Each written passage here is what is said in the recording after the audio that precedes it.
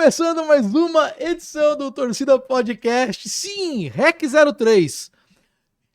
Complexos novos, né? Eu diria que, estamos em novas instalações. Eu diria que tá crescendo o estúdio. E é graças ao Torcida Podcast. Torcida Podcast é um podcast gigante que tá levando esse estúdio. É isso, Marcelo? Ele concorda. Eu falo os absurdos e ele concorda. Bom, parabéns à REC 03 pelas novas instalações. Você que tem um podcast, ou você que quer ter um podcast, todo mundo quer ter um podcast. Quem não tem, quer ter. Quase praticamente todo mundo tem. Mas se você tá aí nesse grupo de pessoas, procure a REC 03, que é a melhor opção. O Torcida Podcast de hoje, ele é diferente. E eu vou explicar porque que ele é diferente. Você já viu aqui no título do vídeo quem é o convidado. Mas ele é diferente porque nunca veio ao Torcida Podcast alguém ligado à religião. E eu acho isso muito legal. O convidado de hoje, eu posso dizer sem medo de ser feliz, que é um dos pastores dessa nova geração, um dos mais abençoados, que tem a palavra, assim, eu acompanho, eu vou na igreja e a gente sente a presença do Espírito Santo ali, é gritante. Eu queria agradecer muito a presença do pastor Ramon Vilar hoje, da IA Church, corintiano, doente. Muito é doente? É muito corintiano, né? Não tem como ser corintiano e não ser doente. Não tem como, é uma divisão que não existe. Não dá. Às vezes eu te vejo, às vezes eu tô no culto e às vezes você brinca, você fala alguma coisa sobre o Corinthians. Eu descobri te seguindo no Instagram, né? Cara, eu sou apaixonado pelo Corinthians. Você Né? Primeiro, obrigado, né? Obrigado pelo convite. É a primeira vez que eu sou chamado para fazer um podcast que não é religioso, né? Que esse cunho religioso. Mas cara, futebol é uma paixão nacional e eu, como um bom brasileiro, sou apaixonado também pelo futebol e, mais ainda, apaixonado pelo Corinthians. Isso tem sido difícil ultimamente, mas a gente vai superar essa fase ruim aí. Você sabe que a gente, assim, eu sei que você sempre é convidado para podcast para falar sobre religião. Então eu vou tentar fugir um pouco disso. A primeira pergunta é: Jesus era corintiano? Cara, eu brinco que é o seguinte: a Bíblia diz que Deus é fiel. Deus é fiel. Gaviões da fiel. Eu falo que Deus é gavião. Tem jeito. Tem Palmeiras, São Paulo, tem, né? Tem Corinthians, não tem? Corinthians tá na Bíblia. Maluco, velho. Santo Paulo, aí a galera idolatra, tal, não sei o quê. Não, esquece. Palmeiras, Jesus andou sobre as palmeiras, pisou nas palmeiras. Esquece. Corinthians Deus é corintiano, Deus é do povo. Ramon, em que momento você se pega torcendo pelo Corinthians e você entende que existe uma paixão pelo futebol, que o futebol faz parte da sua vida? Você lembra? Cara, meu pai sempre foi corintiano, muito corintiano. Eu nasci em 87, então eu peguei uma fase que não era fase boa, né? Você pega pós-time da democracia, pós-time da democracia, tá ali, né? Até os anos, eu vou falar pra você, se eu falar pra você que eu lembro do título de 90, eu vou mentir, eu tinha 4 anos, né? Mas a partir ali de 92, meu pai começa a me levar pro estádio. Então eu lembro que o primeiro jogo que eu fui foi num amistoso, se eu não me engano, em 93, era um domingo de manhã. No Pacaembu, então, cara, você tinha aquela parada de família, domingo de manhã. 93. Neto tava ainda? Ou eu tinha saído, Neto? Eu acho que já tinha saído, se eu não me engano. Eu não lembro dos jogadores. Mas eu lembro de estar naquele lugar e ver aquela festa e falar, caramba, que legal e tal. Criança, né, cara? Você se impressiona com tudo. Você falou quantos anos você tem? Eu tenho hoje 38. 38, sou de 87. Eu sou um pouco mais velho, tenho 46. Nessa época aí de 90 para 92, 93, eu fui muito pra estádio. Te perguntei do Neto porque uma referência quem tinha era o Neto naquela época, né? E eu acho que até hoje, né, cara? Pra um bom corintiano, tem que saber minimamente a história de quem foi o Neto, né? Pelo amor de Deus. Mas assim, eu acho que mais grava na minha memória é a partir ali de 95. Né? Com o time que ganha a Copa do Brasil. O time que ganha o Paulista em cima do Palmeiras. Naquela paulada do Marcelinho Carioca. Ronaldo, Vitor. Tinha muita gente. Caramba, Célio Silva, Henrique, Silvinho, Bernardo, Marcelinho, Souza, Fabinho. Caraca, Viola e Marques, por aí. Cara, devo ter errado um ou outro. Era muito cara bom e aquilo marcou muito. E a partir dali eu começo a frequentar mais estádios, né? Então, final do Paulista de 97 eu fui, final do Paulista de 99 eu fui, final do Paulista de 2003 eu fui, final da Copa do Brasil contra o Grêmio eu fui, que perdeu no Morumbi. 2007 é o do que o André Luiz chega na linha de 97, fundo. Isso, que ele cruza 97. No Morumbi. 97. É 97? Que ele cruza, a bola desvia e entra, 97. Exatamente, nesse eu tava lá. Nesse eu tava. Eu também tava lá, tava atrás do gol que ele fez o gol. Eu fui com um amigo meu que era da Gaviões, eu dormi na quadra da Gaviões, eu fui trabalhar virado. Aí. Eu era office boy na época. Aí. Fui trabalhar virado. E eu lembro que nesse jogo, não sei se você vai lembrar, é um jogo onde... não sei se a gente tinha, o jogo tava empatado. Tava 0x0. A gente jogava pelo empate. Eu acho que era isso. Eu não sei se é 1x1 ou se terminou 1x0, eu não lembro exatamente. Mas eu lembro que a gente precisava segurar o jogo, você deve lembrar disso. O André Luiz cruza, o Rogério Ceni aceita. Isso. Mas o final do jogo é o Gilmar, finado Gilmar Fubá tirando bola e a gente comemorando bola a bola. Qualquer bola que chutava, a galera gritava. Eu lembro foi disso. Animal. Então, essa foi a primeira final que eu fui, foi em 97, né? Cara. E dali, cara, continuo indo em jogo até hoje com meus meninos. Eu tenho 3 filhos. E o pequenininho Gael, que tem 1 ano e 8 meses hoje, ele vai, cara. E assim, ele fica, papai, Timão, olha lá. Sua esposa é? Minha esposa é palmeirense. Filha de palmeirense. Os opostos se atraem, né? Não tem jeito, né? Filha de palmeirense. Filha de palmeirense, mas meu sogro já é mais corintiano que palmeirense, eu acho. E seu sogro e sua sogra, eles são bem presentes, né? Na vida dos 3. Ele não tentou em nenhum momento levar nenhum dos 3 cara, não, velho. Da camisa. Ele respeitou? Muito, graças a Deus. Porque eu acho que isso seria muito ruim. O meu sogro, ele é um avô muito presente. Muito mesmo, assim. Aquele avô que quer participar de tudo. E a minha sogra também. A gente percebe que ele fala com amor de vocês. Fala, ele ama dos de paixão. Dos 3, da filha e de você. Cara, eu salvei, né, mano? Salvei a família. Era tudo palmeirense, chega um corintiano maloqueiro lá. Da freguesia, irmão, esquece, entendeu? Cheguei lá comendo com o dedo assim, ó. Não sei comida com a mãe, nem sabia o que era usava nem calça jeans, tá maluco? Usava calça big e era isso. Aí depois fui entender que era camisa polo e tudo mais. Aí demorou, mano. Mas eu acho que ele sempre me respeitou muito nesse ponto, assim, sabe? E querendo ou não, é o pai que tem que incentivar o filho, né? Porque um avô, ele não vai pegar... É muito difícil você ver um avô que vai pegar o filho e vai levar no estádio, né? Então, eu também, pros meus moleques, embora eu seja corintiano e entenda que o maior rival do Corinthians é o Palmeiras, e de fato é, mas eu também não fico botando pilha, porque eu entendo que... Rival não é inimigo, né? Acho que a gente não tem que alimentar isso, né? Obviamente, cara. A gente tava na final do Paulista esse ano aqui, os moleques tava no estádio e, meu irmão, eles viram que é Corinthians e Palmeiras, né? Você levou eles pro estádio de 3? Levei na final? Não, o pequenininho não foi. Levei o Enzo, que é o de 12, e levei o John, que é o de 7. Ele tinha 6 na época. A gente foi pro estádio. Caraca. Que experiência, mano. Imagina. Experiência. E assim, então... Memória afetiva que fique, não tem o que apague. Tanto que a foto do meu filho, depois a gente consegue entrar no gramado pós-jogo, e a foto do meu filho até hoje, do celular dele, do Enzo mais velho, é ele e o Garro. Ele tirando uma selfie com o Garro. Caraca.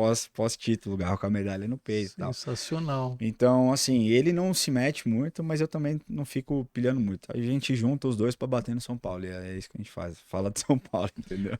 Galera que assiste o Torcida Podcast sabe que a gente começa falando de futebol, de vez em quando a gente desvia e a gente volta pro futebol. Aí você me falou algo que me chamou muita atenção. O Ramon que não usava calça jeans. Não usava. O Ramon da freguesia. E o Ramon, que eu não sei se já era cristão ou se era um Ramon que não sei qual que era, eu vou querer saber. Mas aí esse Ramon chega pra namorar a filha de um dos pastores mais incríveis que a gente tem.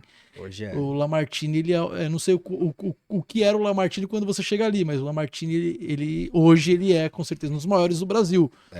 Então vamos lá, como é que o Lamartine recebe esse cara da freguesia com calça? Não muito bem no começo, né? Ele não tinha ideia que tava chegando ali um cara que ia estar do lado dele hoje. Olha, Bernardo, eu vim de uma família muito simples, né, cara? Então, assim, as pessoas às vezes olham o estereótipo e já julgam, né? Que, pô, esse cara veio não sei o quê. Nunca me faltou nada, velho. Se eu falasse um Galera, dia... olha o cara de Eminem. Entendeu? Não, esse cara não sofreu. Branquelo de olho verde. Não sofreu. E eu, de fato, não sofri mesmo, não, cara. Entendeu? Eu nunca faltou comida em casa, nunca faltou amor. faltava brinquedo, como falta para a grande maioria das crianças do Brasil, entendeu? Meus pais não tinham condição, né, de ter. Meu pai era vendedor, minha mãe, antes da minha irmã nascer, trabalhava nos Correios, deixou de trabalhar nos Correios para cuidar da família. Então, assim, era algo muito, ah, muito escasso, né? Mas nunca me faltou, irmão. Então, assim, eu vim desse ambiente. Meu pai é um cara trabalhador que, através do trabalho, ele conseguiu crescer na vida, conseguiu ir crescendo no emprego dele e tudo mais. Mas eu fui esse cara, criado na Inajar de Souza, entendeu? Numa casa que alagava, Caramba, nem na entendeu? Jar. Na Inajar, numa casa que alagava e tudo mais. E eu tive uma infância incrível, né? É o que eu te falo, né? Tinha coisas que eu queria e eu não podia ter. Eu lembro que na Inajar ali eles vendiam aqueles caminhãozinhos, sabe? Aquelas Sim, Scania azul. Eu morria de sim. vontade de ter. E meu pai não tinha condição de comprar. Os caminhõezinhos de madeira, Isso, que era caro, caro pra porque ele era caramba. Era grandão. grandão, era lindo, E né? ele só era lindo, porque ele não era prático de Não, brincar. eu nunca peguei na mão, né? Mas, Eu, mas aí que eu acontece? não tive, eu tinha amigos que tiveram, O eu meu não avô tive, era eu sei. marceneiro, cara. Então meu avô construiu esses negocinhos pra mim. Entendeu? Então, Ah, assim, é por isso que eu falo que nunca me faltou nada, cara, né? E por conta disso, por conta de ver o meu pai trabalhando e sempre muito ativo no trabalho, sempre muito esforçado, eu comecei a trabalhar muito cedo, comecei a trabalhar com 12 anos, né? Então, quando eu chego pra namorar a Érica, eu já frequentava a igreja. você já é evangélico. Cara, eu Frequentava. frequentava. Eu costumo Certo, dizer que eu era um bom cristão, aí eu conheci Jesus de fato e Jesus certo. mudou minha vida. Mas eu chego nesse lugar, né?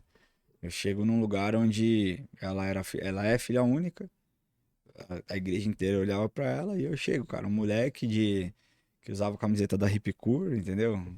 Blusa da Rust, só roupa de surf e nem surfava, mas curtia o estilo, calça big e tal, e chego pra olhar a filha do pastor, né? A gente se conecta e a gente se conhece de uma forma muito inusitada, que aí eu falo que Deus cria as conexões e Deus nos dá características que vão impulsionar relacionamentos através daquilo que o Senhor nos colocou. Eu nunca fui um cara de rir da desgraça dos outros, mano. Eu nunca consegui olhar alguém caindo na rua e dar risada. Isso sou eu. Eu não consigo. Eu também não, Ramon. Não, te conheço. Não. Mas, Ó, mas olha, em minha defesa, o Brasil inteiro ama. Sabe quanto tempo ficou as pegadinhas, as videocassetadas do Faustão no ar? não, mas eu dava risada com as vídeo cacetada, mas ao vivo não dava, entendeu? E aí a gente tava numa festa, cara. E ela. Uma festa de uma amiga em comum, da igreja também. E era na beira da piscina, assim, e tal. E ela foi andar, acho que ela desequilibrou e caiu. E ela caiu metade pra dentro da piscina e metade pra fora. E eu vi a perna dela balançando na água. Eu falei, mas ela quebrou a perna. Isso aí a gente tinha 13, 14 anos. E eu fui o único, cara, que fui lá e ajudei, entendeu? Eu nem gostava dela, eu achava ela metida pra caramba. E ela nem era. A Erika, quem sabe, ela é muito tímida, ela é quieta, ela é de boa. É uma característica do time as pessoas acreditarem que é uma pessoa que é metida, É, que e, cara, ela era introvertida, assim, e aí eu fui lá, eu fui o único, a galera rindo, eu falei, mano, para de rir, velho, ela machucou aqui e tal. E aí a gente começou a conversar e fomos namorar com 15 anos, né? Aí começamos a namorar com 15 anos, aí separei quando eu tinha 18, voltei com ela quando eu tinha 19, e aí casamos, 3 filhos, um cachorro, 2 peixes e... dois peixes, não, dois peixes é muito Dois importante beta que ressaltar. os meus filhos me enchem A o gente já saco desse volta a falar de cachorro. futebol, mas só pra tentar fechar aqui a história toda. Em que momento você entende que você pode ser um pastor? Em que momento tem um chamado, tem. Fala, cara, porque é muito específico, né? Por exemplo, comediante, todo mundo acha que pode ser comediante. Não, Repórter esportivo, todo mundo acha que pode ser repórter esportivo, sabe? Tem vários aham. pontos que eu falo pelas minhas profissões. Mas pastor, quando É. você entende um pouco do que tá acontecendo, você nem ousa ser. Você fala, não, não é, para não sabe. É, eu nunca sonhei, cara. Como meu pai, ele nunca foi pastor, né? Ele não é pastor até hoje. Eu nunca vislumbrei essa posição, né? Nunca tive isso, eu quero ser pastor. Pelo contrário, eu falava, não, eu quero isso depois de já ter uma maturidade, eu servia na igreja. Então, assim, eu tocava bateria e tal, e não sei o quê, e ajudava com outras coisas que precisava. Eu sempre gostei de ajudar a pessoa, sempre gostei de servir. E cara, eu olhava na minha cabeça, o sonho do meu coração era ser um empresário bem-sucedido, a ponto de precisar trabalhar meio período só e o outro meio Jogar período... PlayStation. Aí, final de semana, mas o outro meio período, cara, ajudar a igreja, entendeu?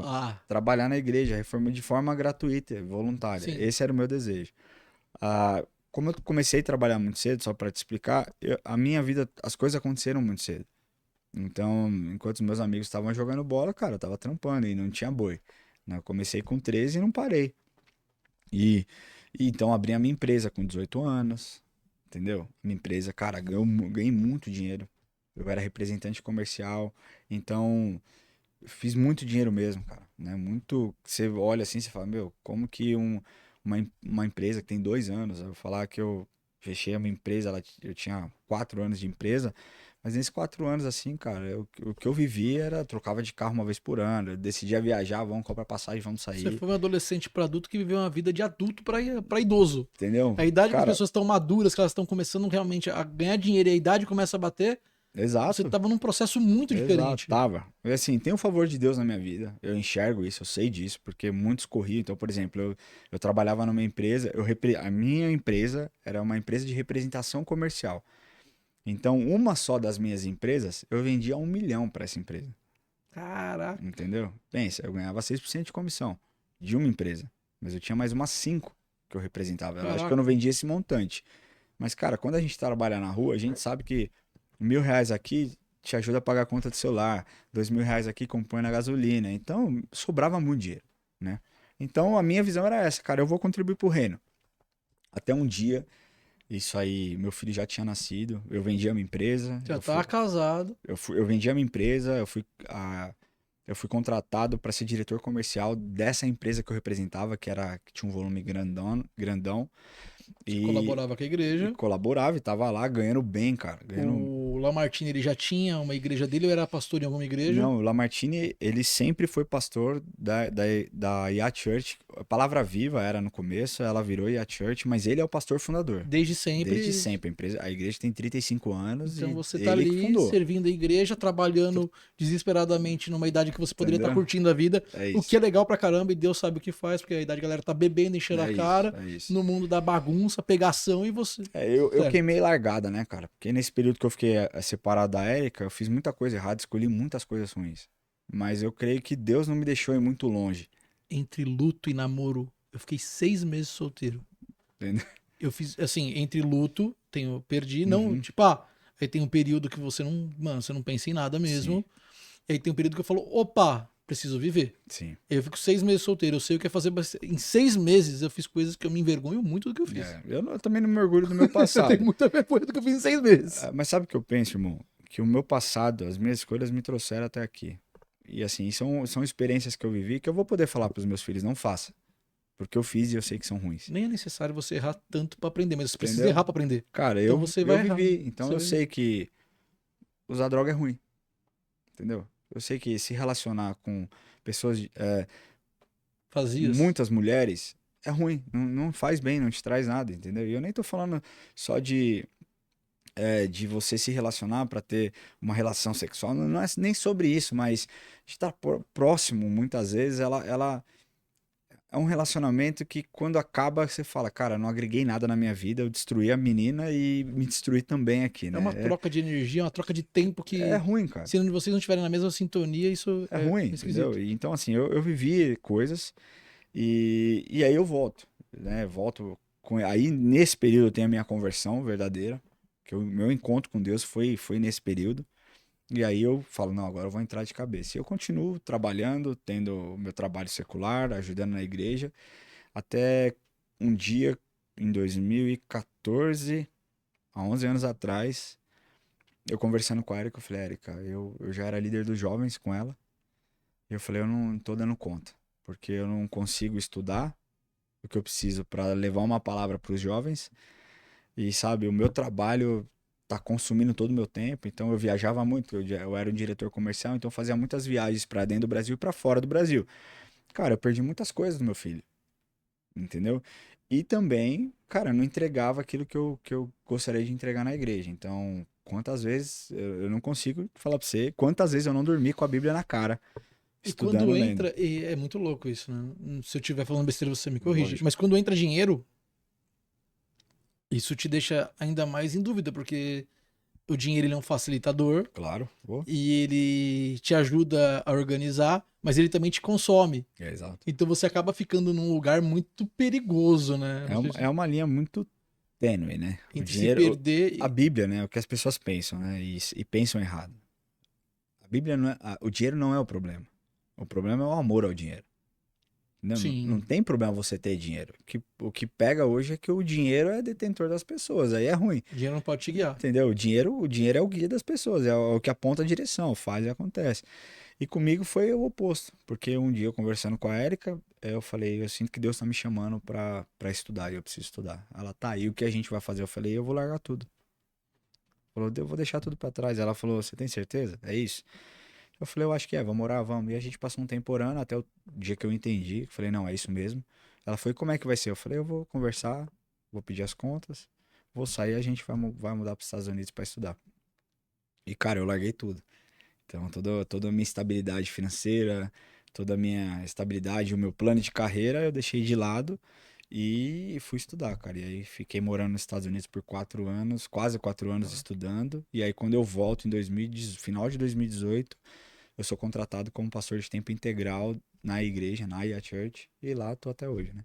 Boa. Então é isso, mas assim, não sair embaixo, né? Porque muitas vezes as pessoas olham um pastor e falam assim, tudo deu errado e ele virou pastor.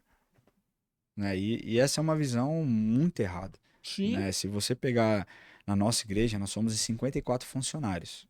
Né? São quase 18 pastores de tempo integral. Cara, eu tenho um pastor lá que era diretor da Siemens e decidiu abrir mão. Eu tenho pastores lá que eram diretores de outras multinacionais e abriram mão. Eu tenho pastores que eram jogadores de futebol, abriram mão da carreira e estão lá. Então, assim, músicos, artistas que abriram mão de uma carreira secular. Então, assim, eu não acho que é para todo mundo. Mas eu posso te falar que na nossa igreja, as pessoas que estão lá não foram pessoas que foram frustradas nas suas carreiras e aí por conta disso viraram pastores. Não, por vocação e chamada abriram mão do que tinham para seguir o ministério. Entendeu? O que é legal, porque a pessoa não encontrou dentro da função uma muleta. Exato. A vida é feita de escolhas. Quando você abre mão de alguma coisa que é grande para você e é um projeto que financeiramente, no caso desse que você citou e no seu caso, é muito atrativo. Sim. E você abre mão disso para que você siga um outro caminho que talvez nem seja financeiramente tão atrativo quanto era o outro. Não é. Então, nem perto. Eu tenho certeza disso. Perto. Hoje você falando aqui, eu não tenho a menor dúvida disso. Então, realmente é uma questão de escolha, chamado, e é incrível isso. Mas você sabe uma coisa, cara? Eu sou muito mais feliz hoje do que eu era antes.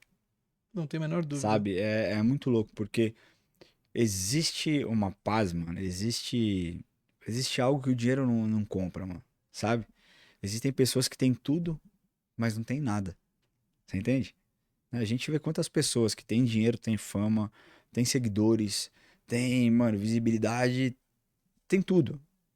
E não tem. Tem um vazio imenso. E vai ficar caçando. Vai caçar em bebida, vai caçar em mulher, vai caçar em drogas, vai caçar em jogos, né? E existem pessoas que aparentemente, olhando com o olhar do mundo, não tem nada, né? Não vão ter sucesso. Mas são felizes. Não são pessoas que têm dinheiro, não são pessoas que têm posses e bens, mas são cheias, mano. Por quê?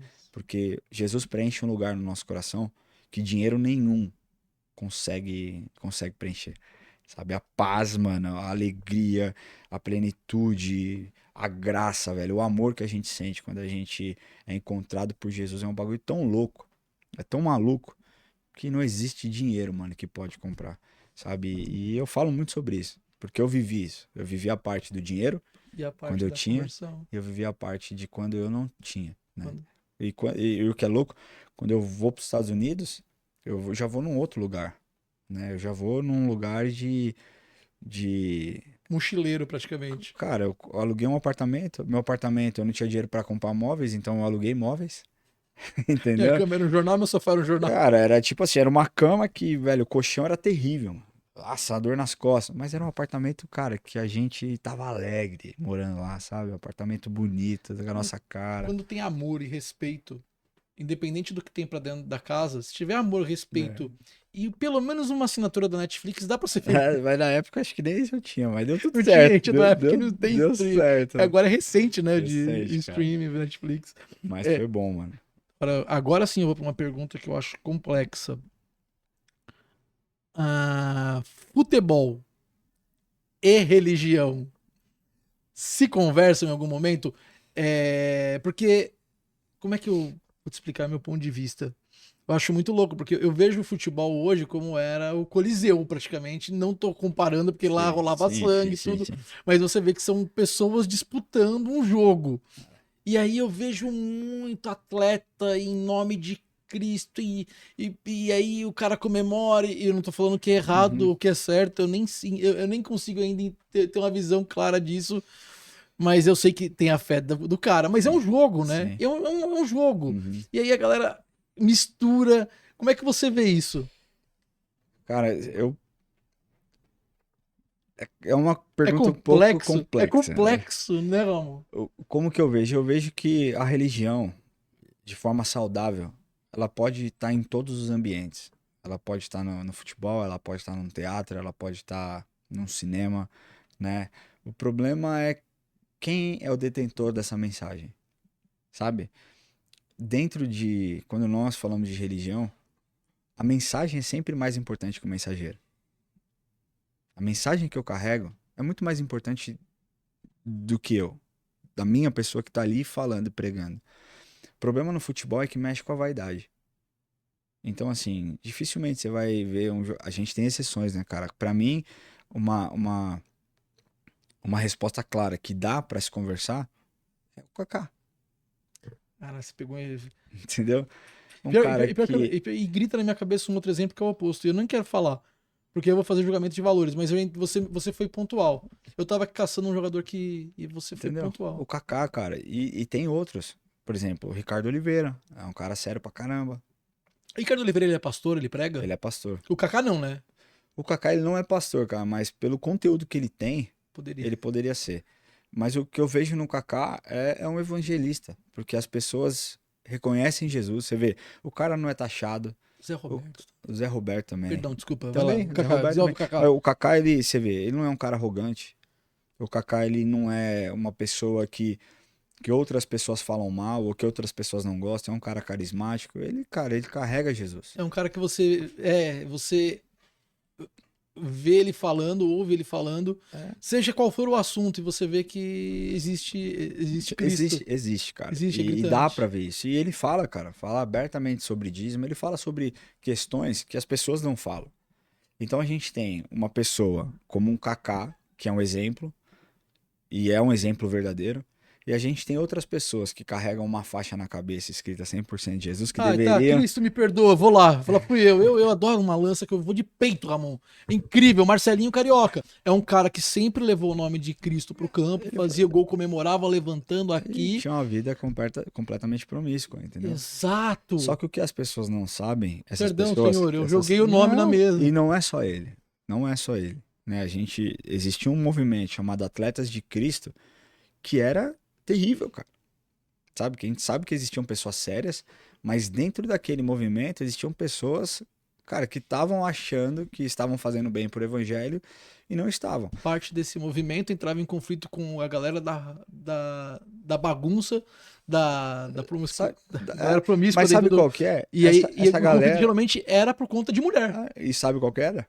No fim, parte desses caras que faziam parte desse movimento pegavam as mulheres. Sim, exato, essa era a treta. Então, assim, cara, outro exemplo hoje, que tá jogando hoje ainda. Giuliano, que jogou no Corinthians. Sim, Santos agora recentemente, começou no Inter. Pensa um cara sério, velho. A história dele de vida é sensacional. Eu conheço porque eu conheço ele pessoalmente. História de vida do cara é incrível. O cara é família pra caramba, superou vício e um monte de coisa, de uma família disfuncional. Cristo encontrou a vida dele, ele se rende pra Jesus quando ele, se eu não me engano, ele tá na Ucrânia. Ele tá na Ucrânia? Não, quando ele tava na Ucrânia, ele se rende. Ele vem da Ucrânia pro Corinthians, né? Acho que é. Acho que é isso, se eu não me engano. Mas assim, cara, o que esse cara viveu e hoje como ele vive, e o propósito dele de evangelho, dá pra comprovar que é possível sim misturar futebol e religião. Sim. Entendeu?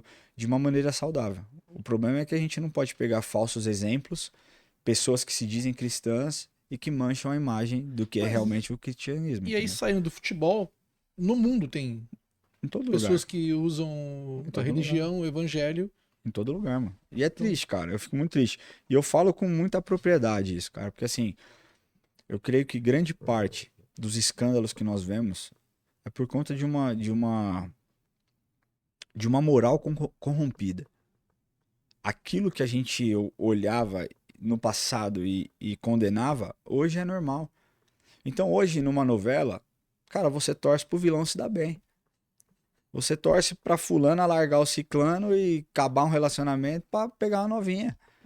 Então, assim, cara, existe Na uma. Casa de Papel, todo mundo torceu pros caras saírem Você entendeu? com dinheiro. Cara, e É é que eles louco vendem uma isso. história na Casa de Papel, eles vendem uma história de uma revolução. Existe Eu uma, assisti La Casa de Papel. existe uma ideologia que é vendida por trás. Mas você Exato. se pega torcendo pro bandido. Entendeu? Então, assim, em várias áreas da nossa vida, eu também não quero aqui parecer o crente chato, né? Não é esse, Você nem é. não é a ideia. Mas é mostrar, cara, como os valores, eles precisam ser revistos em nossas vidas, sabe? Porque é isso, aí você tem um jogador que engravida a esposa, aí trai a esposa grávida e o mundo aplaude. Fala, cara, como que é isso, irmão? Como que pode? Como que pode esse exemplo E é um jogador que é cristão. de ser? Eu não acho. Ele diz que Você entendeu? Mas eu exato. também não posso julgar o coração do cara. Então, assim, o meu desejo é que Cristo encontre. Só que a Bíblia diz que pelos frutos nós conheceremos, né? Se são frutos bons ou frutos ruins. Cara, o que eu tenho visto são muitos que se dizem cristãos com frutos ruins. Eu tenho os meus pecados, irmão. De verdade, eu não sou Todos perfeito, temos, né? né, irmão? Eu tenho, só que é o seguinte, quando eu peco, eu corro pra fonte, irmão. Mas santo não é o que menos peca, é o que mais se lava. Então, quando eu peco, eu dobro o meu joelho no chão e falo, Senhor, me perdoa, eu errei. Como que eu faço pra mudar? Me ajuda a melhorar. E é uma construção. Agora, que adianta? Eu erro hoje, peço perdão amanhã, erro de novo. Existe um arrependimento ou um remorso porque eu fui pego por algo que eu fiz, né? Então, respondendo a sua pergunta, cara, a gente rodou. Não, mas foi bem, você foi bem. Eu acho que dá, Você mano. pincelou, a gente pincelou exemplos, É. a gente tentou Que entender dá. e a gente acaba chegando numa conclusão que o que tem no mundo tem no futebol, Que dá, e cara. relacionando Que religião, dá. Ó, cristão. o ano passado eu fui, me chamaram, o Juliano me chamou pra ir falar lá no CT do Santos. Pregar pros caras ali. Eles precisam muito de oração lá mesmo, né? Se não me chamar de novo, vai cair lá. Não é brincadeira. Se me chamar, sobe. Então tomara que não leve o Ramon, Não, a gente cara, vai cair, meu, tô brincando. Eu brinco isso, né, cara? Porque eles estavam numa draga lá, lógico que, mano, não tenho poder nenhum nisso, né?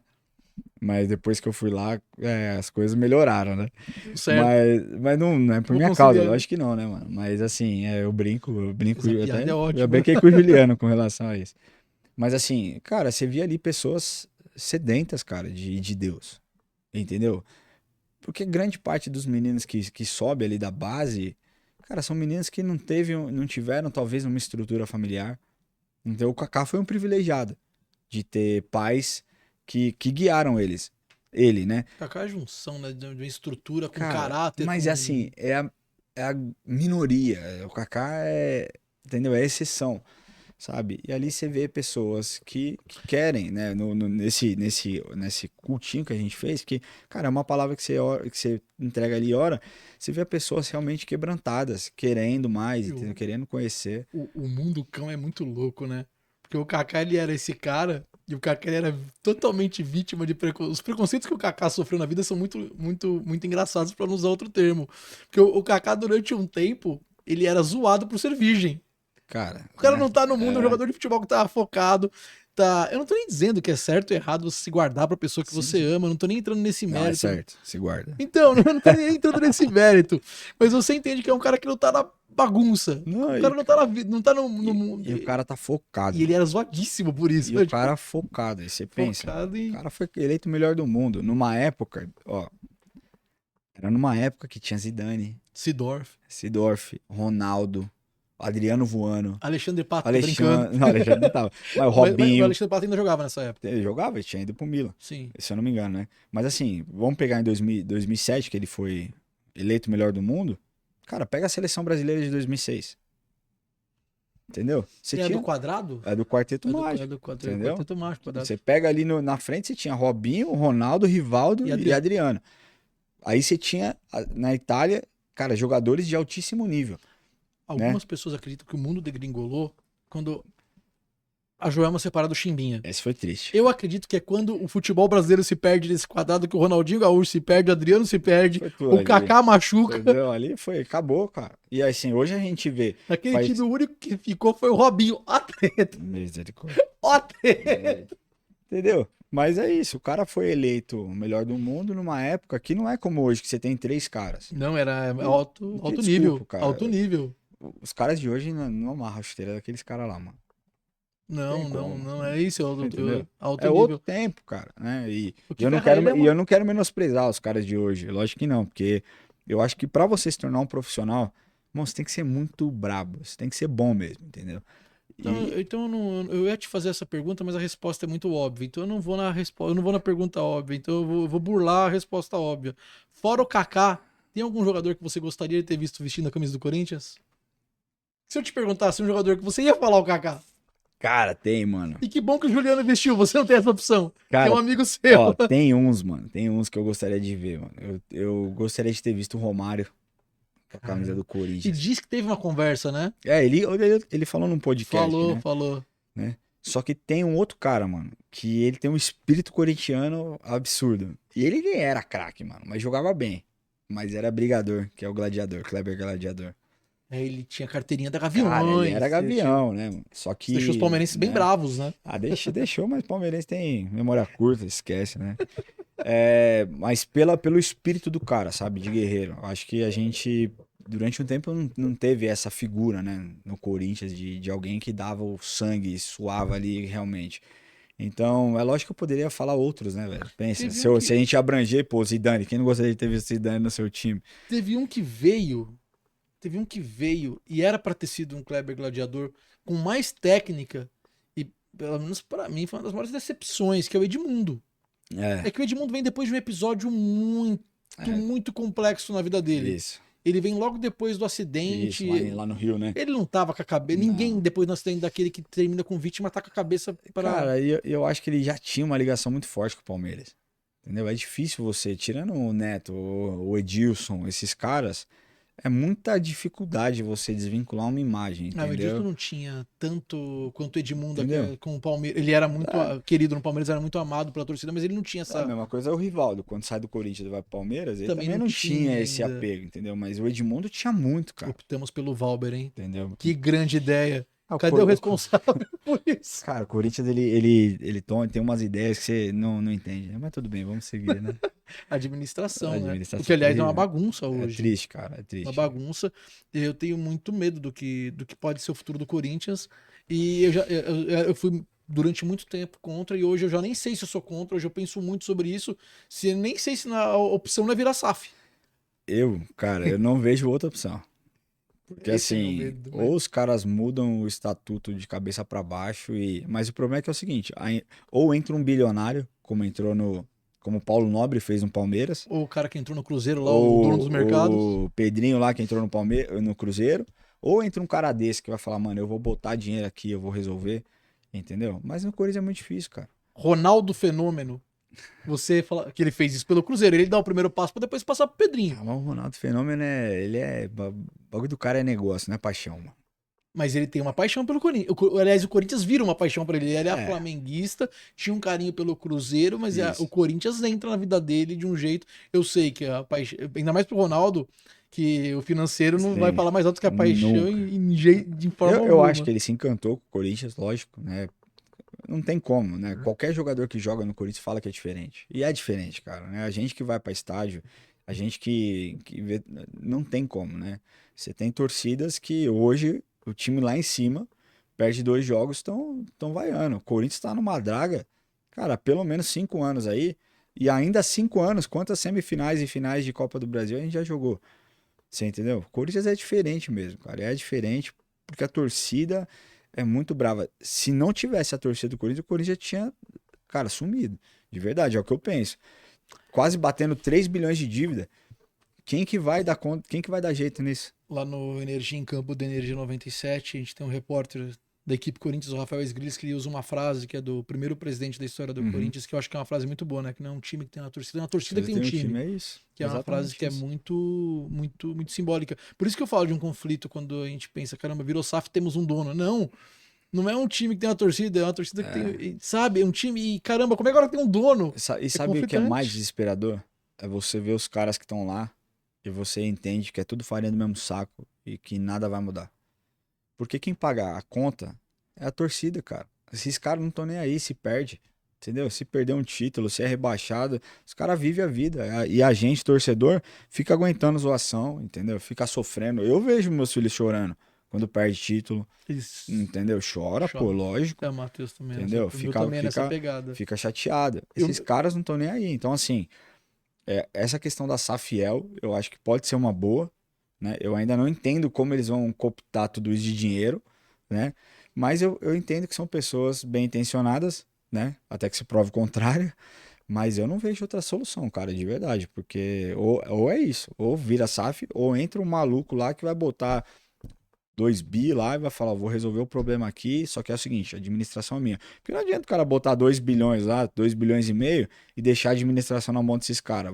Vai virar 2 bi de dívida de novo. Entendeu? O Corinthians é uma máquina de dinheiro. Eu tenho um amigo que é empresário de jogador. Ó, Ramon, empresário falando. E eu concordo com você. Tem um amigo que é empresário de jogador. É uma mina de ouro abandonada. Ou sendo mal usada, né? E ele é brabo. Esse meu amigo, ele é brabo. Sendo mal utilizado, perdão. Depois em off eu te falo quem é. Ele fala o seguinte pra mim, fala, irmão, não existe time como o Corinthians. O Corinthians tá no centro econômico do Brasil. O poder aquisitivo da torcida do Corinthians deve ser maior que a do Flamengo, eu acredito e outro, que seja. O Corinthians é o time que compra mais produtos licenciados. A torcida do Corinthians é a torcida que compra mais produtos licenciados. Minha frase não tá errada. É o time com torcida com maior poder aquisitivo por tamanho. Cara, não tem como. Entendeu? A torcida do São Paulo é uma torcida mais elitizada, mas em quantidade a gente ganha. Pra quem tá assistindo aqui, não, mas a torcida. Sim, até entendo que a torcida do São Paulo ela é mais elitizada. Mas se você pega a fatia do Corinthians e tira a fatia da elite. São 30 milhões de torcedores, mano. É muita grana. É muita grana, é muita gente, entendeu? Então é lógico que você vai ter pessoas com menos poder aquisitivo e pessoas com maior poder aquisitivo. No universo de 30 milhões, você entendeu? Então, assim, vai ter o cara bom, vai ter o cara ruim, vai ter o cara que é honesto, vai ter o cara que é corrupto. Né? Enfim, a gente vive isso.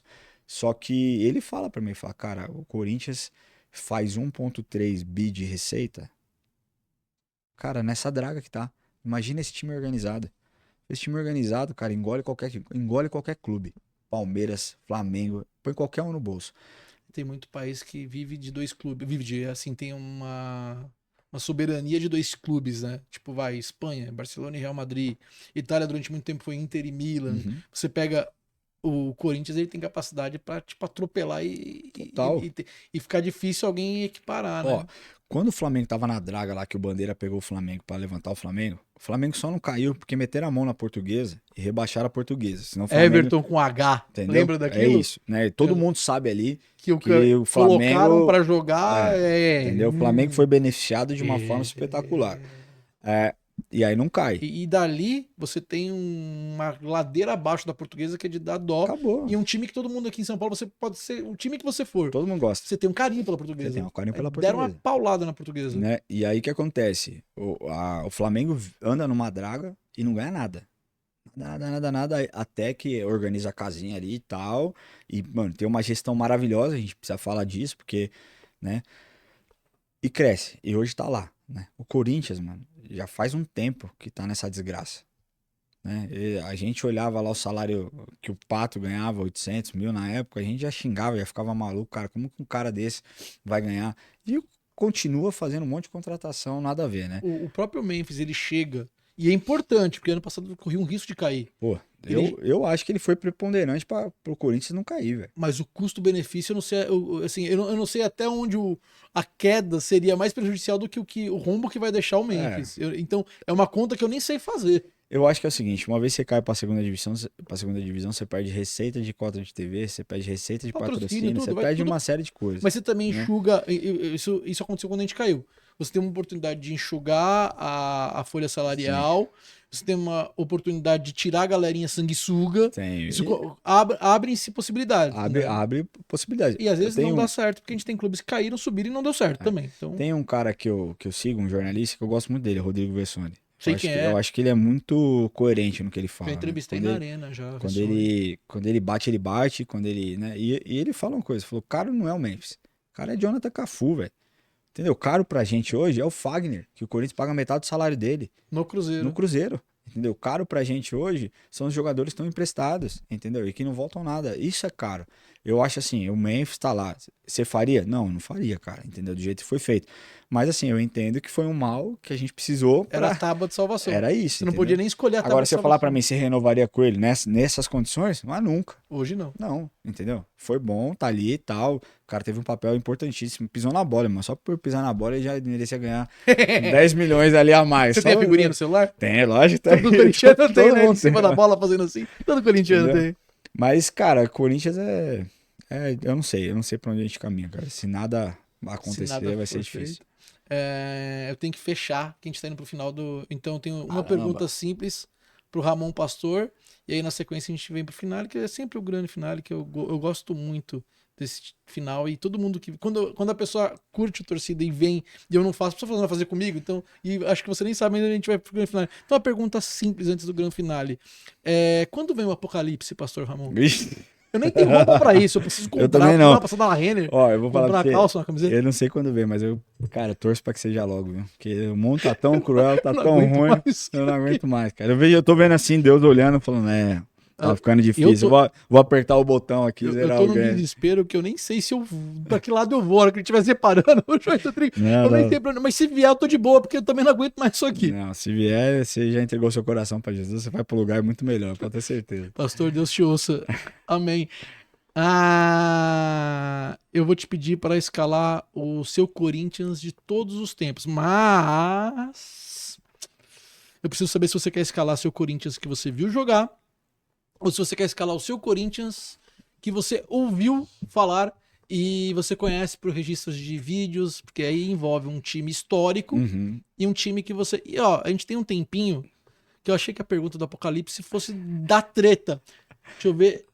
Mas é bom trazer o meu sogro pra cá pra falar de Apocalipse. Ele manja. Eu não manjo muito, não. O Lamartine também, o dia que quiser vir, convidadíssimo. Palmeirense, mas vai gostar de história. Ele tem história pra contar também. Seria um prazer conversar com ele. Ele batizou o Edilson, cara. Ele não batizou o Capetinha? Batizou, pô. Isso é maravilhoso. Batizou o Edilson. Não, seu sogro não batizou o Capetinha? Batizou. Mano. Não, para tudo. Batizou o Edilson. Isso. Vou falar, hein? Isso aí, ó. Eu sei que tá na Bíblia que aqui...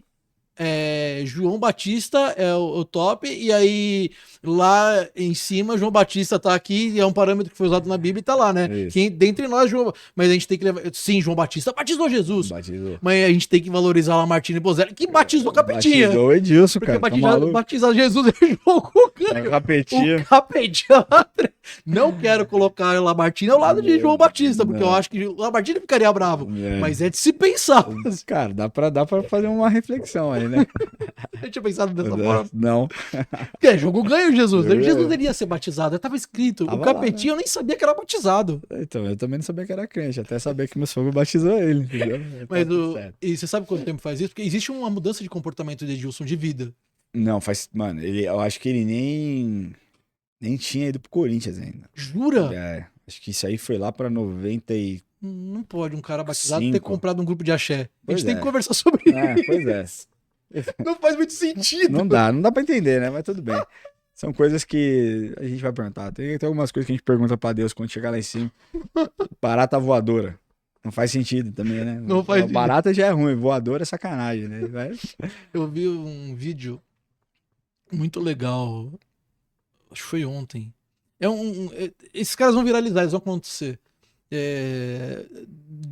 De humor, assim, eu tenho meio que um feeling, assim, eu conheço um tiquinho. Eles juntam dois caras, um cabeludo, acho que os dois são cabeludos, mas um é muito bicho grilo. E eles começam a desenvolver uma ideia que já existe, e é meio nessa parada, por que existe barata voadora? Eles não questionam o porquê que existe. Eles começam a questionar, e se a gente criasse uma barata, um animal que é assim? Aí o outro... Pô, a gente podia colocar asa nela, mas quem colocaria asa numa barata? Dois maluquinhos que ficam conversando. Esses caras vão estourar muito, vai ser muito bom. Eu vi outros dele falando da Zona Azul aqui de São Paulo. E se a gente fizesse um estacionamento a céu aberto, assim? Mas pra cobrar o carro que tá na rua, mas na rua, né? Eu vi, muito bom, mano. Ontem o que eu vi foi eles desenvolvendo um paraquedas. Nossa. E se a gente criasse um sistema de avião que as pessoas pulassem lá de cima com uma mochila com pano dentro, que o pano... Mas quem que vai pagar pra subir, pra pular? Eles começam. É muito bom, muito bom. Mas pra se sentir vivo. A última vez você vai se sentir vivo.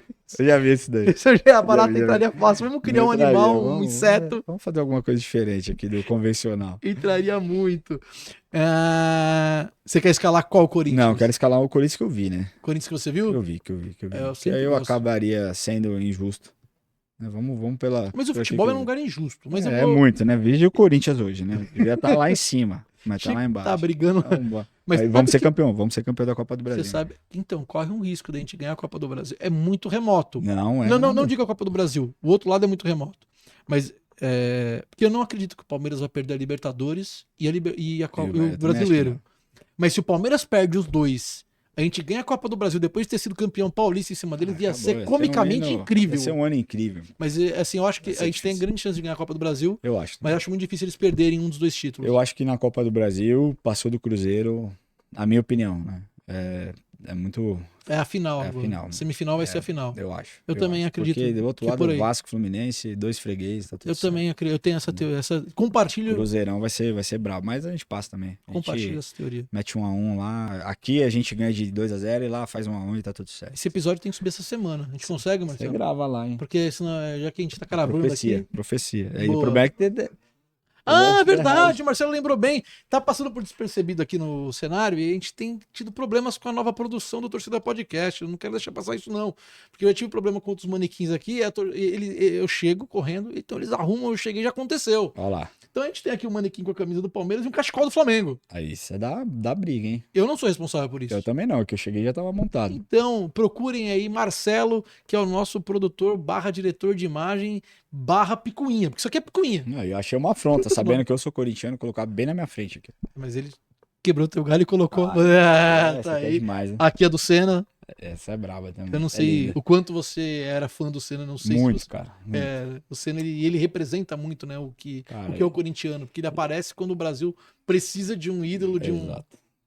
Quem viu o Senna viu. Outro dia eu tava contando pro meu filho o que o Senna fez com o Brasil, né? Como ele uniu. Eu vi um vídeo do Rica Perrone falando sobre isso, né? Rica Perrone é doidão, né? Cara, ele é maluco, né? São Paulo é doido. Mas ele falando do Senna, ele fala, cara, o Senna ele conseguiu fazer algo no Brasil que ninguém conseguia, né? Unir o Brasil parou pra assistir, o Brasil virou algo, virou uma cultura, domingo sentar pra almoçar e com a TV ligada. Tão zoado da economia e a gente não tinha nenhum futebol bem naquela época, né? Era uma entre-safra entre a turma do Zico e do Sócrates da seleção e aí daquilo já vinha do Lazzaroni. Então era um período sombrio do futebol, economia zoada. E depois ganhou uma Copa, né? Poucos meses depois ali ganhou uma Copa, né? Mas se você olhar para aquele time de 94, não dá para acreditar que a gente traiu uma Copa do Mundo, porque a gente tem um time completamente dilacerado que vem de uma classificação, assim... A bacia das almas, né, mano? E aí vem um Romário e bate no... que realmente é um jogador diferenciado. Ele é brabo. E ele fala, vou trazer uma Copa. E o baixinho vem e traz a Copa. A dupla ali casou muito bem, né? Romário e Bebeto, os caras casaram muito bem. O Dunga também, capitão brabo, né? É nessa Copa que existe uma dúvida quanto a alguma situação de escalação e aí o Romário, ele fala pro Ronaldo, né? Eu vi isso aí. Você vai lá e dá entrevista e fala que quer jogar. Ele não fala. Tomou o pavor do Romário depois. Eu vi isso aí. Tá aqui, feito o protesto. Não fui eu, não tem nada a ver com isso. E essas mensagens subliminares não cabem a mim. Marcelo, procurem. Ou então o Johnny. Procurem a galera da Rec 03. Protestem contra eles. Ramon, escalação do Corinthians que você viu jogar. Vamos lá. Goleiro Cássio. Tem jeito. É mesmo? Não, o Cassião é brabo, mano. Não te bate nenhuma dúvida com o Dida? Cara, não pela quantidade de jogos. O Dida eu achei ele muito sinistro. Mas, cara, o Cássio ganhou a Liberta, né? Ganhou a Liberta Mundial, salvando lá contra o Chelsea também. Então, e pela história, né? O que eu sinto dele é que faltou mais identificação com a torcida. Ele é um cara muito friozão, né? Mas ele, pra mim, é ídolo, mano. Muito ídolo. Muito ídolo. Lateral direito. Cara, essa é uma briga, né? Essa é uma briga. Porque eu vi um pouquinho do Paulo César, né? Mas muito pouco. Você viu o Giba? Não vi. Giba era bom. Não vi. Giba era bom. Cara, eu não peguei uma quantidade muito boa de lateral assim. Na sua cabeça tá brigando Alessandro e Fagner? Não, tá brigando o Índio e Fagner. Entendeu? Eu achava o Índio, mano, raçudo pra caramba, né? E quando um monte de cobrão correu, ele botou a bola. Tá certo que ele não tinha muito noção do que ele tava fazendo. Não tinha. Mas ele coloca a bola local e no Mundial bate o pênalti. Bate o pênalti, não tem vergonha. Mas eu acho que o Fagner, cara, ele também, por vir do terrão, por vir da base e representar com muita raça, eu acho que eu ficaria com o Fagner na direita. Então, Cássio, Fagner, zagueirão. Primeiro, acho que Gamarra. Né? Gamarra era, cara, sinistro. O outro zagueiro... Embu ou Baré? Pode escolher. Cara, eu... Pensar aqui de zagueiro, meu. Eu acho que tem alguns ali, né? A gente poderia pegar o Fábio Luciano, poderia pegar... Luciano jogou muito. Jogou demais, né? Eu gostei também o Felipe, depois que acertou a caminhada, né? Porque no começo foi uma desgraça. Mas acho que eu ficaria com o Fábio Luciano. Gamarra, Fábio Luciano. Bela zaga. E lateral esquerdo, eu meteria o Silvinho mesmo. Se bem que o Fábio Santos tá aí também, né? Fazendo... Ninguém leva em consideração a curta passagem do Roberto Carlos pelo Corinthians. Cara, eu acho que não criou ligação, né? Mas jogou muito. Embora tenha feito aquele gol olímpico, gol de falta no São Paulo, mas eu acho que não criou ligação. Então eu acho que eu ficaria com o Silvinho, cara. Porque eu acho que jogou muito numa fase que o time não tava lá, essas coisas. Um grande técnico, não é mesmo? Hoje tá maravilhoso lá tá bem lá, né? Albânia, né? Acho que o Silvinho voando, tem algumas pessoas que estão à frente do nosso tempo, talvez esse seja o caso do Silvinho. É. Ele falava, a gente não entendia. Não, hoje se ele sentar lá, ele faz chover. Cara, volante, eu gosto muito do Ralf, mas eu não tenho como não colocar o Vampeta, né? Acho que de volantão eu meteria o Vampeta. Caramba. E acho que aquele meio de 2000 ali, pra mim, era o meio dos sonhos, né? Vampeta, Rincon, Marcelinho e Ricardinho. Você falou volante. Você sabe que eu posso, inclusive, mudar o título desse vídeo. Eu não tinha pensado nisso agora que me bateu, que eu fui lembrar. Já te falaram que você lembra o Zé Elias? Lembro, já falaram. Uma vez o cara foi entregar uma pizza lá em casa, você me dá um autógrafo. Eu falei, eu? falei, você não é o Zé Elias? Eu falei, não, irmão, não sou não. Ele, você tá zoando. Eu falei, não sou. O Zé Elias quase veio no Torcida, foi na época da pandemia e tinha que conseguir uma liberação pela ESPN e eu nunca mais toquei essa conversa. Cara, eu vou chamar ele. Gosto muito dele também. Zé da Fiel. Eu acho que... Cara, mas eu acho que aquele quarteto ali... Não, você foi... Casou muito, cara. É difícil mudar mesmo. É o time de 2000, que é o time do... Mas eu não vou pegar o quarteto, não, porque... Não vai pegar o quarteto? Não, Rincon, Vampeta, Marcelinho e Ricardinho? Não, cara, eu colocaria o Vampeta ali de primeiro volante. Acho que talvez Renato Augusto de segundo volante. Você vai com 4-4-2 ou 4-3-3? Não, vamos 4-4-2. Tá bom. Aí eu pegaria o... Vampeta, Renato Augusto, Rincon. Renato Augusto. Você colocou o Rincon? Não, eu vou tirar o Rincon. Tá, Vampeta, Renato Augusto e meia. 2 meias. Ou você pode colocar um meia e 3 atacantes. O Jadson, mano. Caraca! O Jadson era hora. Ramon. Ele viu que ninguém via, mano. Jadson. Magic Jadson. Magic Jadson. É mesmo? Eu gosto muito dele, cara. Então ali eu tenho, Rincon. Jogou muito. Era o fino da bola. Ele era bravo. Então eu tenho lá Vampeta, Renato Augusto, Jadson e... Eu teria o Marcelinho, não tem como não colocar o Marcelinho, né? Só que aí vai ter 2 com perna direita, né? O maior cobrador de falta da história do futebol brasileiro, talvez dá pra afirmar isso sem medo, eu acho, não, né? Eu acho, cara. Cara. E aí ataque, Fenômeno. Ah. Fenômeno, não tem como não ter. E quem faria ataque com o Fenômeno, hein? Eu colocaria o Sheik, velho. Não dá pra fazer o que ele fez com o Boca Juniors e não... Não dá. Era um cara que não tinha medo, velho. Você foi pra Argentina? Você foi? Não fui, cara. Não fui porque... Quando for, vá ao Boca. Vai lá. Não, eu já fui conhecer o estádio. Eu não fui na final da Libertadores, mas eu já conheci a La Bombonera. É legal, né? É legal. Você é louco. Bagulho... Passeio bacana. Mas assim, esse pra mim é o time. Cássio, Fagner, Gamarra, Fábio Luciano, Silvinho, Vampeta, Renato Augusto, Jadson e Marcelinho... Ronaldo e Sheik. Técnico? Cara, ele andou ramelando com a gente, né, recentemente, mas eu iria de Adenor. Esquece o que ele não quis. Esquece você pega o que ele fez. Vamos pegar pela história. Mas justifica. Você vê que ele não veio, mas ele não tá passando por um momento de saúde. Eu acho que se é isso, e eu acredito que não tem por que ele mentir, eu acho que, cara, só quem passou por problemas de doença emocional sabe o quão difícil é lidar com a mente, né? Eu tenho um respeito muito grande pelo Tite. Eu brinco, né? Eu não tive pai. Perdi o pai com 2 anos de idade. E aí eu digo que se eu pudesse adotar um pai que já é famoso, eu tenho 3 opções que eu gostaria de ter sido adotado. E aí eu falo que é o Tite, o Mário Sérgio Cortella ou o Boechat. É o Boechat. O Boechat foi muito louco que eu falei isso pra Sheila Magalhães, Olha. que é da Band News, que fez durante muitos anos com o Boechat. Eu falei pra Sheila, Sheila olhou pra minha cara e ela falou com a maior sobriedade do mundo. Ele jamais te adotaria, Bernardo. É uma resposta já obrigado tenho. Por isso, né? Não, mano, mas o Tite, cara, eu acho que ele não pegou ninguém ainda, que ele tá esperando, ó. Eu acho que a hora que o Dorival sair, os caras chamam, ele volta. Agora eu acho que como vai ser a volta, eu não sei, mas que ele volta, ele volta. Não é possível, a não ser que a saúde não deixe. Então, mas eu acho que volta. Eu acho que ainda não pegou, porque, na minha opinião, o trabalho do Dorival é muito inconsistente, né? Hoje, assim, eu gosto dele. Eu não gosto do Dorival. Não, eu tenho um problema muito sério com o Dorival. Assim, eu sempre tive uma ideia formada sobre o Dorival treinador, e aí quando ele fica de fora naquela cobrança de pênaltis da seleção brasileira, ali desenha exatamente o que eu penso do Dorival. Um do elenco fala, dá um tempo aqui. Acho que a gente resolve. Espera, senta ali, Cláudia. Ali eu falo, não é isso. E aí ele vem por ele e fala, não. Mas ainda corre o risco dele calar minha boca ganhando a Copa do Brasil. Cara, eu acho que vai ganhar. Achei ele muito copeiro. Achei ele muito copeiro mesmo. É a cara dele, por exemplo. É a cara dele. Ele ganhou com o São Paulo. O time de São Paulo é uma draga e conseguiu ganhar. Ganhando do Flamengo ainda, ganhando bem. Eu sempre fecho o Torcida Podcast dessa forma. E aí eu vou escolher uma forma diferente. A fim de bater uma hora, que é essa a ideia. De 50 minutos a uma hora de torcida. E aí eu quero fechar de uma forma diferente contigo. Existem muitos pastores. Eu assisto muitos pastores. Eu consigo entrar em igrejas que não são as igrejas que eu frequento, assistir um culto, mesmo que o pastor siga uma linha teológica que às vezes eu não acredito. E existem muitos dons que a gente vê em alguns pastores.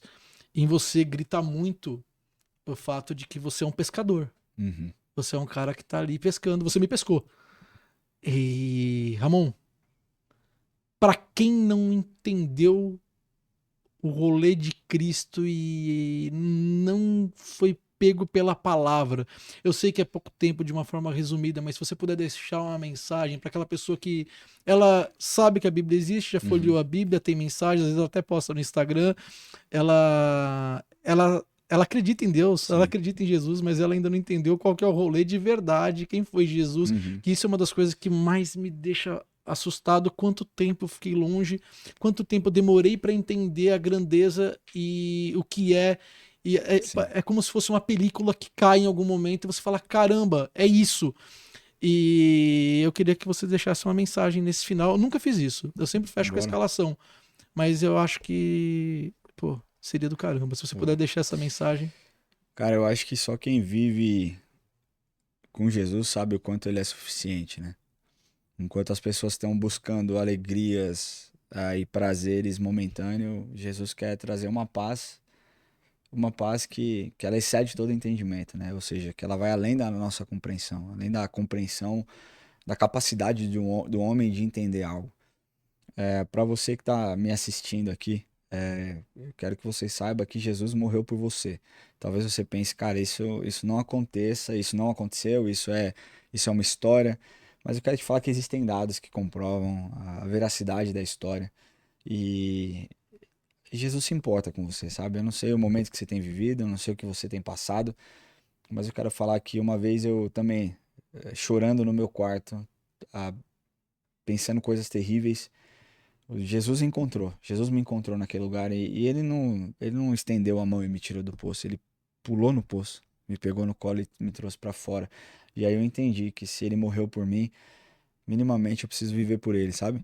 Então, eu não sei as suas lutas, mas eu quero falar que se você permitir que Deus entre na sua vida, que Jesus tome conta do seu coração e que você comece a se relacionar então a partir desse momento, não com Jesus que o seu pai te mostrou, ou que a sua avó um dia falou com você, mas alguém que realmente se importa e você tem esse entendimento, eu posso te garantir que a sua vida vai mudar. Eu posso te garantir que as suas lutas, elas vão continuar existindo, mas você nunca mais vai estar sozinho, porque aquele lá de cima, o Pai do céu, vai te acompanhar, vai te dar força e vai derramar essa paz que talvez você tenha buscado em tantos lugares, mas que somente Ele pode te entregar. Amém. Amém? Obrigado, Amém. Irmão. Obrigado pela oportunidade, obrigado por estar aqui. Muito legal o formato, muito legal o bate-papo. Desculpa se eu falei alguma besteira.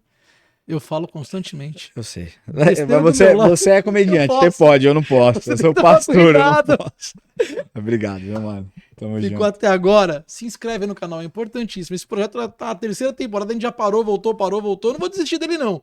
Esse projeto começou no momento mais difícil da minha vida.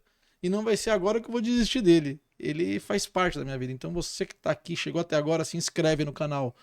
Clica em curtir o vídeo, porque isso ajuda demais no engajamento. Estamos reconstruindo todo esse projeto. E você é muito importante para isso. Muito obrigado. Esse foi mais um Torcida Podcast. Valeu, até a próxima. Tchau.